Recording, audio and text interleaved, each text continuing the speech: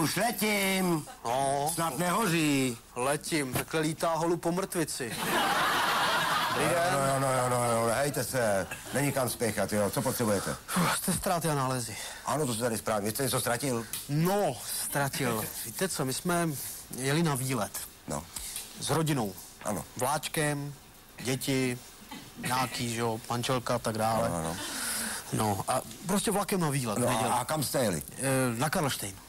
Karlštejn, tam je krásně. No. Ale draho. No to jste mi řekl brzo teďko, že jo. Stejně říct, jsem jel tam, já tam nechal jak za nábytek, prosím vás. No ale proč to říkám? Jeli jsme zpátky, No.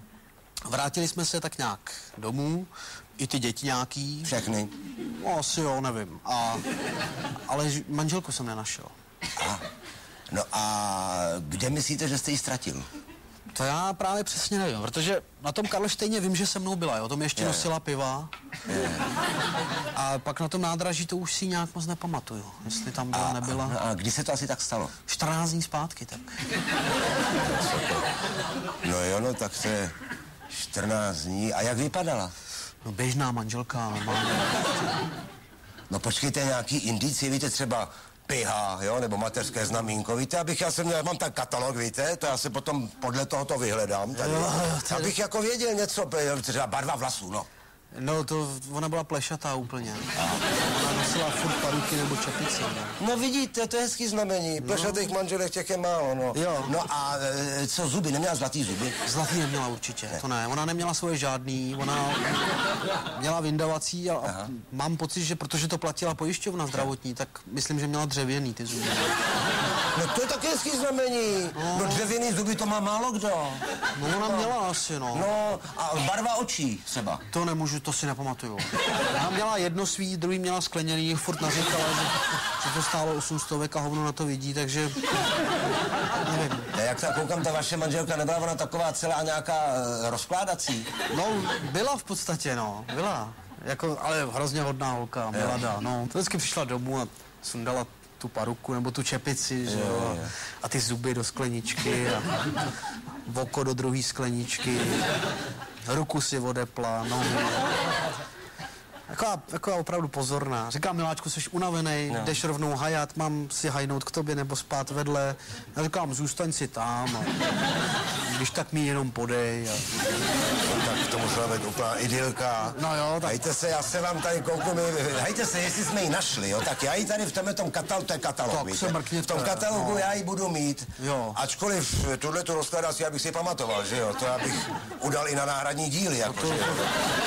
Já se podívám, podívejte se, no jo, no tak ženských tady mám... Dobrý. Neprkejte tady s tím, no hejte se, ženských já tady mám spoustu. Jo. Oni nějak nejdou, víte? Jo? Ženský nějak nejdou, no manželky ty už vůbec ne, jakože. Hejte se, a taková věc, jako vy trváte na ty svý, nechtěl byste třeba nějakou jinou? Tak je to praktický ta rozkládací, no. Ale tak zase změna je život, že jo? No, jistě. Máte jiný, tak... No, tady mám hodně to, hejte se, třeba Nováková, jo, tak ta se tady ztratila někomu před rokem už, jo. Jo. Teda ona tomu svým jenom už moc čest nedělá, teda, víte, jo. No, ale zase to má výhodu, jako kdybyste si ji omotal fáčem, tak vypadá jak faraon. A nebo i bez toho fáče. Ona je zralá pro muzeum. To byste možná mohl výhodně prodat jako exemplář, víte? Jako, no, zase tak co, tak berete ji nebo? Zase bych to pouštěl ven jenom v noci radši, že jo? To ne, to něco zachovalejšího nemáte. To nemám. Já tady mám různý typy, jo, hejte se. Teďkon taková otázka, důležitá. Chcete jít spíš na práci nebo na srandu? Na práci. Určitě na práci, protože srandy ty já si užiju dost kamarádama. No, to výborně, ano. No tak jo, tak rozumím. No a teďkon ještě další otázka, taková. Chcete jít taky na to? No, na to. Na co? Jsme chlapi, na to, no. Jo, na to? No to na to ne teda. To jsme doma to taky už nedělali a ono to prej není nějak ani zdravý. To vám schvaluju. Já to taky nedělám. Jo, já to taky hejte se, sklad B máme plný, jo. Ano. Tak se do něj půjdeme podívat. Teď tě napadla věc. Hejte se, košlem, hejte se. Nikam nepůjdem. Ne. Když ji nepotřebujete na to. Jo, no to ne. No tak nesete rovnou chlapa. Chlapa? No. Pane, No. Já tady mám krásný exemplář, takového fajnového čundráka. Má to výhodu, je furt ožralý. Furt ožralý. Takže bychom doma jako... Jo. A tak aspoň umě hrát písničky pěkný. Zpívá od rána do večera, hejte se, to budete mít radost. Venco, pojď sem, Venco. Hele, pojď sem, Venco, pojď sem, Venco, podívej se. Venco, poslouchej mě. Nechte toho.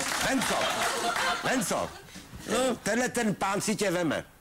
Teď budeš jako pořád... Jako ne, za manželku. A mně už je všechno jedno. No, výborně. No tak co mu říkáte? A já nevím, no tak vypadá to docela jako, že... Ale Venco, nebyl mi tady se... Počkej, radši se chytni. Tak se chytni tady. Takhle chytí žulika, zvedne se silnice, rozbije ti hubu. Počkej, no, ale není to moc praktický, skladný teda moc není. Je to velký, kdybych šel pro moji Miladu, tak jí půlku dám do kufru a odnesu jí, ale...